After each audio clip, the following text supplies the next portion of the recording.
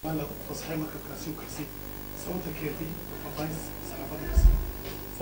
الله الرحمن الرحيم. هذه عاد بوما سنتين سأل الله سعوتان دولة الصومالي لا بحوية دولة أيضا الله احتراف سنة هسه شيء ماذا حبنان دولة عالم خلال دقنته سيد دولتها وشقيسة هذه عاد حلوين وجسهرين يهي إن أيلال السبب هذه بيه هذا والله سعوتنا وحنا نشتغلنا European Union كا حفيسان وكان كلنا EU كابنستر coastal guard بان لنا هاي مسؤولية بقى أنا جسهران region كنا نقولنا بديه سوي سوق جريا مركب كاسو سوق جري سيد وزير كداخل وجودن كشجور كفي عالي كسيء وعسيدي هوب كي وانو أرجني وانو قبلني مسؤولية بوس كسارت وزارة الداخلية هي سيرتون كيني دولة دينو waxay soo xaqiijisay warku sidoo ahaa iyo dhabtu sida ahayd markaan ku kalsoonaanay warkii xaqiiqda ahaa waxa la soo xiriiray dawladda Soomaaliland madaxweynaha dawladda Suudaan waxaanu xaqiijinay inuu markabkaasi ku socday Abu Dhabi iyo macradkeeda hadaa gashaan internetka oo eegtaan IDX 2015 waa arki doontaan markaanu xaqiijinay hubinay UN-kii hay'adii caalamka u sheegnay ayadoo ogsoontiina dacayada fara badan oo aan munaasib ahayn laga sheegay waxaanu goosanay madaxweynihii noo soo xaqiijiyay inuu markab 8 item oo kala gedisan sida yahay macradkana ku socdo dawladii Abu Dhabi macradkiina aan la soo xiriireen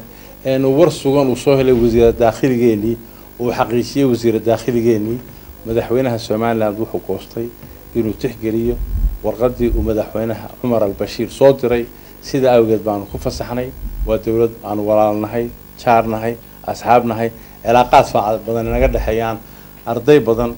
oo reer Soomaaliland jaamacadooda ku bartaan cilaaqaad weyn aan la leenahay markaa ku qanacnay warqadii madaxweynaha oo madaxweynaheenu arkay ee dawladda Soomaaliland aragtay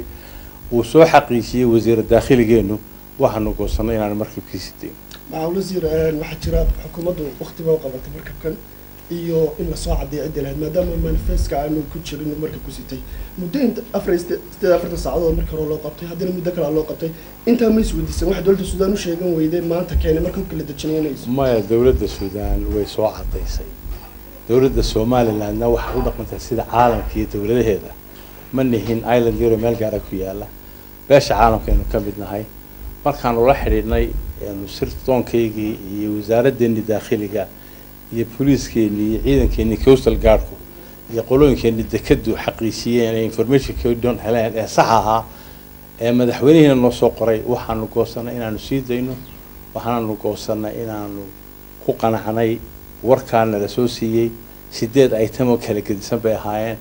waxaanu aaminsanahay inay xagga ku socotay arrinkaas saasoo ku dhamaaday marka waxaanu maleynayaa marka lagu celiyo alaabta waa la rarayaa sida ugu dhaqso badan baan u bixi doonaa marka kuma laga qaadayaa wax madhawa aba wax diyaadii ma aanu ku jirin wixii uu soo gudbiyay amarkii maxkamadda macalimiinta waanu caafinay mana ka qaadayna wax ganaaxa maadaama dawlad aan walaalnahay tiri annaka hawsha la cilaaqaadna naga dhaxeeyo wadan aan walaalnahay oo jaarnimo naga dhaxaysa ay tahay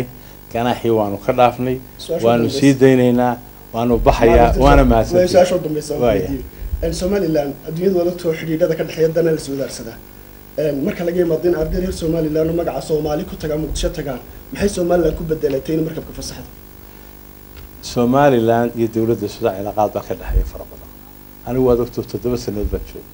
ninka UN-ka ugu weyn haystaan ahaa cilaaqaad wanaagsan baa inaga dhaxeeya ardaydeena si fiican bay ugu barataa hawlahaasina waan ka wada hadli doonaa waana mahadsantihiin salaam alaykum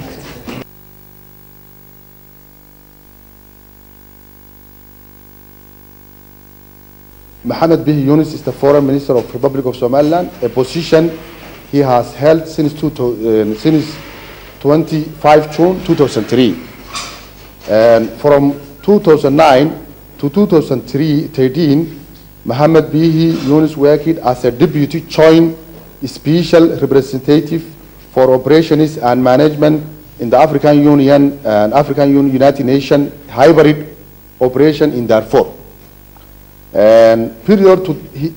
this, he was the director of the mission support in the UNIMED